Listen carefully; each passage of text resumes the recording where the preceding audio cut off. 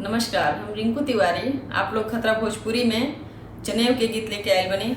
जौन कि अभी बहुत कम लोग गावता, फिर भी हमने के यहाँ यूपी बिहार में ये सब गाना सब लोग गावेला। हमने के यहाँ ये सब रस्म होला जेमे ये गाना गावल जाला। अगर आप लोग के पसंद आवे तो हमारे चैनल के सब्सक्राइब करे लोगिन, लाइक करे लोगिन और शेयर जरूर करे लोगिन। अभी हम आप लोग के जनेऊ के गीत सुनाओ तनी।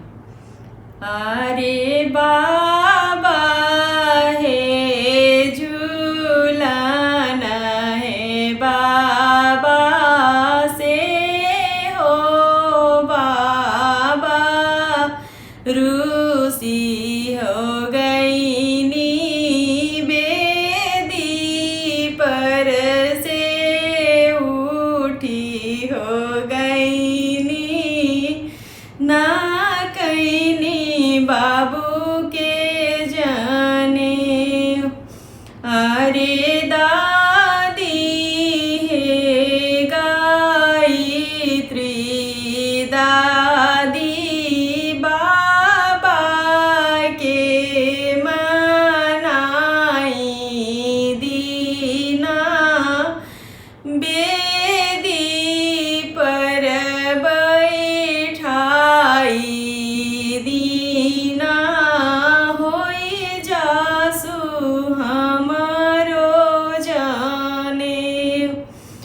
अरे पापा है तिवारी पापा से हो पापा रूसी हो गई नी बेदी पर से उठी हो गई नी ना कहीं हमारो जाने। अरे मामी हो बाबू के मामी पापा के मनाई हो दाना बेदी पर बैठाई हो दाना होई जासु हमारो जाने।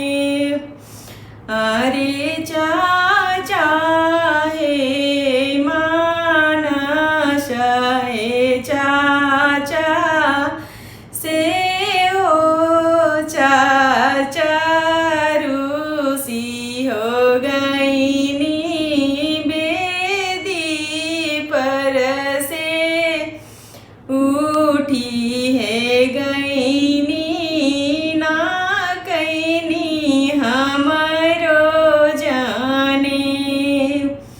अरे चाची है नी की चाची चाचा के मनाई हो दाना बेदी पर ठाई है दीना होई जासु बाबू के जाने।